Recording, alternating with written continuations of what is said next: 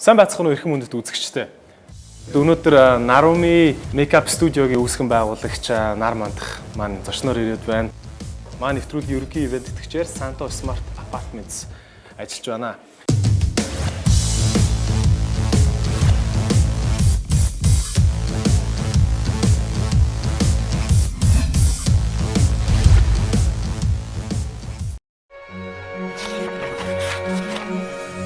Хүн бүхэн гэр бүлийнхээ нандин дурсамжаа эргэн сөхөхдөө аз жаргалтайгаар бичигдсэн байхыг хүсдэг.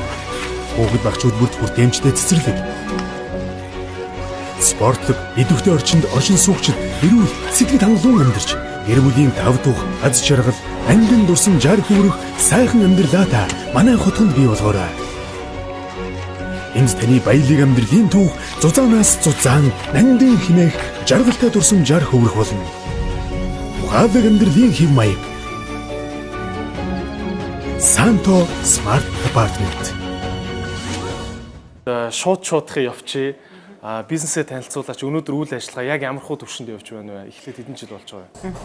За манай нүр бодлын мейкап студ маань болохоор яг одоо эхлээд 3 жил гарсан болж байна. Тийм. Яг энэ жилийн одоо энэ хугацаанд бол бас нэлээдгүй амжилттай Монголын нүр бодлын чиглэлийн энэ мэрэгжлийг бас тэг хүмүүс таниулах бас нэлээдгүй байр суурийг эзэлсэн бас анхны студ гэж явдаг. За 2012 оноос хойш 4 жилийн турш тасралтгүй явуулж байна те. Энэ хооронд ерөөхдөө яаж үйл ажиллагаа яаж өөрчлөгдөв анх бодоод хийжсэн юм маань явандаа өөр болсон уу? За ер нь бол анх эхлэхэд бол одоо үгүй ямар нэгэн зураг авалт сэтгүүлийн зураг авалтын мейкаптер нэлээдгүй ажиллаж исэн. Тэгээд сүүлдээ энэ маань болохоор сургалт олж хуурсан. Багаар сургаж эхэлсэн. Тэгээд нэг удаа явахлаа нэг 2-3 үнэтэй ч юм уу нэг удаа яхан сургалт гэж явдаг байсан. Тэгэхээр энэ сургалтаа юуцсан сургууль болох маш том зорилго байгаа. Тэгэхээр Монголд яг стандартын дагуу чадварлаг мейкап артистуудыг тэр тусмаа дэлхийн түвшинд өрсөлдөхөц мейкап артистуудыг бэлдэх маш том зорилго байгаа. Энийхэн дагуу бид нэр сургууль байгуулах гад бас бичиг баримтаа бас хөцөлтөд хилцэн явж байгаа. Мейкап артист ч юм уу эсвэл гоо сайхны төрлийн бизнесүүд рүү орё гэсэн эмэгтэйчүүд их таарлалдаг л та. Тэгэхээр энэ төрлийн бизнесийн одоо хэцүү юмнууд нь юу байна? Тиймэрхүү одоо эмэгтэйчүүд байвал энэ дээр анхаараарай гэд хэлэх гол юмнууд нь юу байна? За ер нь бол намайг анх эхэлж байхад 2012 онд анх эхэлж байхад бол нүүр будагчид гэдэг зүйлийг гоо сайханчд гэж ойлгодог байсан байхгүй. За намайг ямар ажил хийдэг гэхээр нүүр будагч гэхэлэр гоо сайхан ч юм уу өөдөөс арьс асуудаг байсан хүмүүс. Одоо бол энэ хэдийнэ ард тосцорсон те 4 жилийн дотор маш олон юм өөрчлөгдсөн. Мэргэжлийн мейкап артист гэдэг хүн тустай байдаг юм байна. Бас арай өөр эд юм байна. Тэр тусмаа бүр нүүр хувиргал кино бүр урлаг болж хөгжсөн юм байна гэдгийг нэгдүгээр тарсан байгаа. Хоёрдугаар сүүлийн үед энэ бизнес руу одоо манай студ байгуулагдсаас хойш маш олон студууд гарсан. Одоо манахаас төрж гарсан артистууд ч гэсэн тусдаа бас студ байгуулад одоо хүртэл ингээд бидэрт өрсөлдөж болоод явж байгаа. Цар хүрээд хэлэхэд бол бас их төвхтэй. Шинээр эхэлж байгаа хүнд бол бас зах зээл нэлээд хумигдсан байгаа. Маш олон артистууд одоо гараад ирсэн байгаа. Гэхдээ Монголд бол яг зах зээл нь бол нэг 50 артист байхад хангалттай байхгүй. Уг нь бол Монгол зах зээл жижигхэн гэж ярьж байна те. Өөрөө ч ярианаас харж явахад бас зах зээл сүүлийн хэдэн жил бас өөрөө тэлсэн юм шиг байна те. Хүмүүс гоо сайхан артистуудыг ялгадаг болоод тоо хэлвэл ер нь ямар хөө тоогоор баримжаалж байгаа. Одоо нэг студ ер нь жилийн эргэлт нь ер нь хэд орчим байвал дампуурчихгүй шиг яваад идэв юм бэ. Тэгээ үйлчлүүлэгчтэй маш сайн барьж чадах, маркетингээ маш зөв хийж чадвал одоо энэ бизнесээс нэлээдгүй явах боломжтой. Гэхдээ энийг ганцхан Монголын зах зээлээр бас харахад бас өрөөсгөлтөө. Сүүлийн үед бол Монголын нүүр будагчид дэлхийд гарах тал дээр бас нэлээдгүй бас одоо юу гэдгийг анхаарлаа хандуулсан байгаа.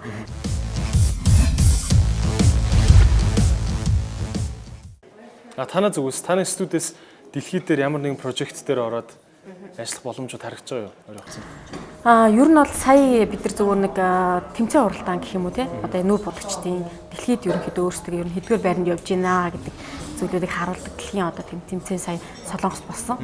За яг тэнд бол одоо би өөрөө орсон, миний би орсон. Тэгээд манай Монголоос бас нэг 8-9 артистууд орсон байгаа. Тэр дотроос бол бид нар багийн амжилтаараа сая хүрэл медаль аваад ирсэн байгаа дэлхийн аваргаас. Тэгэхээр бид нар дэлхийд юутсан монголчууд бас гайгүй дээгүүр байр эзэлж байгаа мэн гэдгийг үтсэн харсан. Бидэрт боломж байна гэдгийг үтсэн олж харсан байгаа. Хамгийн гол нь бидэрт одоо нөгөө контактлах юмнууд нэлээдгүй тутмаг байгаа тийм.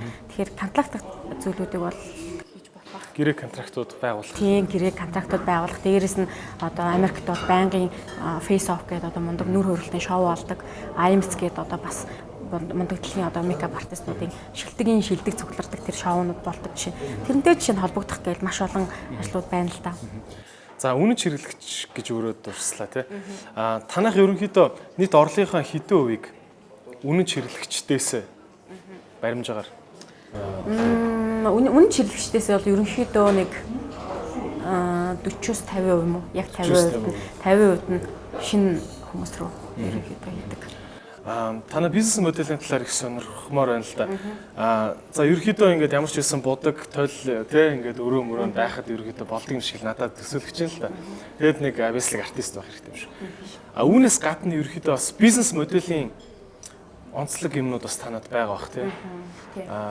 Ямар хуу арга техникүүдээр ингэж бизнесээ ялгаруулж явж байна. За ер нь бол хүмүүс бол харахад бол мейкап студид яг амархнаар ойлгодог одоо яг чиний хэлдгээр те тойл зоогоол нэг артист байгаа л нэг хитэн будаг үед болчдөг гэж ойлгодог. Гэтэл энэ өөрөө тийм биш юм аа. Тэр цэма одоо бол бүр өөр болсон. Энэ болохоор би хэн бэ? Би ямар юм чаддаг вэ гэдгийг одоо сошиал ертөнцөөр маш нэлээд одоо илүү гаргаж ирээд өөрийгөө гаргаж чадсан хүн мэдээж бизнес авч явж чадж байгаа. Тэгээс үүш нэг чадварлаг артист нэг буланд очиод гэрлэсаагаар нэг тойл зоогоод бас явах болцсон бизнес л те. Тэгэхээр энийг уус ямар ч бизнес ер нь тийм шүү дээ. Өөрчлөлт шинжилт хийж яадаг, байнга идэвхжүүлэлт хийж яадаг. Тэгжээж л явж байгаа. Саяхан миний нэг ордог байсан өсний салон яг нэг татврын хууль нэг хальт өөрчлөгдлөө яалаа та. Нэг нөөтийн татварын талаар нэг юм гарсан чинь яг тэр татврынхаа мөнгийг баг миний өсний үн дээр шууд маргааш нэвцсэн байсан байхгүй. Тэгээ яг тэр надад ойлгомжтой ямар нэгэн байдлаар үйлчлэгээ сайжраагүй мөртлөө үнэн гинт нэмэгдэнгүүт надад ингээд нэг нөгөө л үнийхээ ачааллыг шууд надад өгч байгаа юм шиг санагдсан байхгүй. Яг тэрэн шиг танах юм үнийн бодлого дээр бас ингэ мэдрэмжтэй ханддаггүй. Үнэ ерөнхийдөө нэмэхдээ яаж алхуурах нэмдэг вэ те? Тиймэрхүү зүйл байдаг. Манайх бол ер нь бол үнэ нэгт тэгж огцом нэмэд байдаггүй. Хэрвээ нэмж байгаа тохиолдолд ямар нэгэн үйлчлэгээ эсвэл сайжрах хэрэгтэй. Тийм үү? Би бол тэгж бодоод байгаа юм бас тийм. Нэг бол үйлчлэгээ сайжрах хэрэгтэй. Нэг бол одоо орчин сайжрах хэрэгтэй ч гэдэг юм уу те. Хэрвээ одоо офисоо солиод орчин сайжраад арай илүү төрөөс төлөөд ашиг төлөөд ирвэл мэдээж тухайн байгууллага бүх зарлаа тооцоолол бас нэг хийж байгаа үйлчлэгэндээ баггүй бас нэг мөнгө шингээж хийхээс өөр аргагүй тохиолдол ордог. Тэрийг хэрэглэгч нартаа яаж ойлгуулдаг вэ? Ер нь бол ойлгуулахдаа бол юу гэдэг манай офис тэгсэн яг үнэн бодит зүйлүүдийн шууд ярьдаг үү тийм. Бид нэр сая бас мэрэгжил дэвшлүүлэхэд бол бас нэлээдгүй юм зардал гаргасан. Тэгээд ер нь бол чадвар маань бас ингээд зэрэг маань ч гэсэн агсан. Эсвэл одоо нэгдүгээр сертификатс бол мастер болсон ч гэдэг юм уу те. Тэр эдрийгээ бас давхар хэлээ явдаг л та. Чиний бодлоор найз нөхдөд чинь янз бүрийн компанитай л баг те бас тэгээд найз нөхдөдөө бизнесээ ярилцдаг л байлгүй те. Энэ дээрээс анзаарэгдсэн зүйл гэвэл ер нь бизнесүүдийн гаргаад байгаа алдаа чамд юу юм санагдав? Ялангуяа Монгол бизнесүүдийн. За гарч байгаа алдаа гэвэл мэдээж маркетинг төлөлтч байдаг юм уу бас тийм зүйлүүд нөлөөлж байгаа хэл та. Гэхдээ миний хувьд бол хүний нөөц тал дээр л нэлийн алддаг юм шиг санагддаг.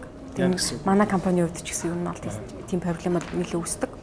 Хүний нөөц гэхээр мэдээж нөгөө доктортой хүнээ ажилуулж чаддгүй ч юм уу. Бас нөгөө хүн ажиллаж авах хугацаанд бас нэлээдгүй сайн сурсан болоод тэгээд нөгөө сураад овоо гайгүй туршлагатай болсон одоо ажилчтай алддаг ч юм уу тийм энийг алдахгүй байх ямар боломж вэ? Монголд угаасаа л хүмүүс юм сураад ирэхээр гараа өвчт юм шүү. Харин тийм ер нь бол бүхэл бизнест байгаа. Гэхдээ манай бизнес ч гэсэн бас байсан. Гэхдээ нэг тийм зүрхий бол их биш. Гэхдээ хүмүүсийн хандлага ер нь тийм. Тэрийг гэхдээ байрах аргаа одоо хүртэл би бас энэ олоогүй л ер нь янз бүрийн аргууд хэрэгжилж байгаа. Гэхдээ төдийлөн бас яг 100% нэг шийдсэн юм байгаа. Чиний хувийн зан чанарын хувьд би хассан мөр байна л да тийм. Бизнес хийж байгаа ялангуяа эмэгтэй хүний хувьд нэг риск тейкинг гэдэг юм тийм. Рискийг авах чадвар ч юм уу. Зориг ч юм уу янз бүрийн чанарууд хэрэгтэй болдог шүү дээ. Чиний хувьд бизнест чинь хамгийн их одоо нөлөө үзүүлж байгаа болгол хувийн чинь чанарууд юу гэж бодож байна? За миний хувийн чанарын хувьд бол би өөрийгөө тэгж боддгийг ер нь бол аюу чөлөөтэй хүнтэй шууд чөлөөтэй харьцаж чаддаг. Нээлттэй. Тэгээд тэр маань ч гэсэн миний бизнесийг бас цар хүрээт хэлэхэд хүмүүстэй бас контактлахад тий бас тус болт юм болоо гэж боддгийн. Тэгээ хүн бол нөгөө нэг би ерөнхийдөө одоо юу гэх юм яг бодож байгаа зүйлээ дотроо бодоод өнгөрөх заавал хэлжээ санаа амардаг. Тийм замтай. Тэгэхээр би тэрийгээрээ ер нь бол илүү сайн хүмүүс нөлөөлт юм болоо гэж бодоод байдгийн. Тэгээд дээрэс нь би өөрөө нөгөө юу гэдгийг амар шартай замтай. Шартай гэж ярьдаг те. Бууж өгдөг. Тийм шазруу тийм байхгүй юу. Тийм учраас ч одоо би анх хэлж ирсэнээс хүртэл одоо хүртэл ингэж явж байгаа бах. Миний бас энэ зан чанар нөлөөлдөг байх л та. Би ер нь бол хүмүүсийн чадж байгаа юм би яагаад чаддгүй. Тэгээд дээрэс нь би яагаад энийг чадахгүй болчих гэдэг дээрээ чадахгүй юм дээр амар шаардлагаж одоо юу гэдгийг айгуу тийм шар гоцгоод байдаг байхгүй айгуу хэцүү. Нилээ нухад суудаг байх нь шүү дээ. дээ. Нилээ нухдаг тэгээд бүр стрессцэн зарим үедээ ч гэсэн бас юу гэдгийг стрессээ тайлах айгуу болон одоо бас аргуудтай. Өөрийнхөө студийг тэр хүнд ингээл за би өстө мундаг боддог тэгдэг ингэдэг гэд ингээд яриад ах нэг өөр. Гэтэл хин нэг нь тэр хүний ойр дотны нэг найз нь ч үгүй юм уу хин нэг нь тэр өстө сайн билээ гэхэд нөлөөлөх нь амар өндөр байдаг гэж хардаг ер нь бол. Үзэж байгаа энтерпренеуруудтай ялангуяа ямар нэг юм хийчих юмсан гэ тэрийг яг эхэлж чадахгүй байгаа хүмүүст зориулаад хэлэхэд ямар сургамж өгөх вэ? Нэг зүйл хэлээч. Ама өөрийнхөө яг бизнесээ хийж явах хэвцээ энэ 4 жилийн турш классик бизнес алдаа хийсэн гэвэл юу хийх вэ?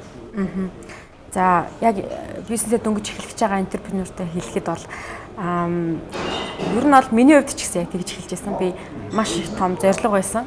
Би угаасаа мэргэжлээ өөрчилж орж ирсэн энэ салбар руу.